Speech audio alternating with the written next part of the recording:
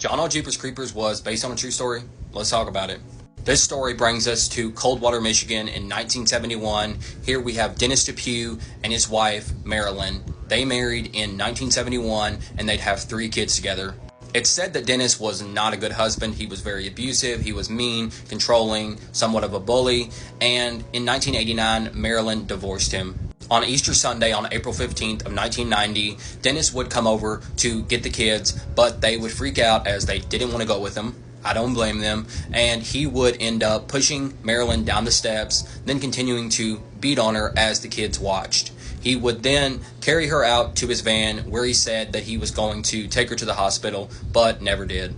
While this is happening, a couple named Ray and Marie Thornton are just out having their little Sunday stroll, driving in their car, when a van flies right up on them, tailgates them, and then zooms around them. Similar to the movie, they look at the license plate. Instead, this one has GZ in it, and they kind of laugh it off and are like, geez, he was in a hurry. Miles down the road, they see this same van. This time, it's parked at this abandoned school, and the man who was driving it is now carrying a bloody sheet behind the building.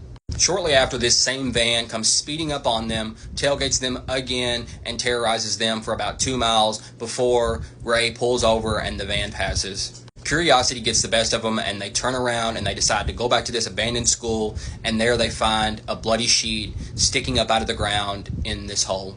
They come across the same van, changing its license plate with the passenger door open, blood-soaked. They then decide to call the cops, and the police discover the bloody sheet the next day. Then they find Marilyn's body where she's been shot in the head behind an abandoned church.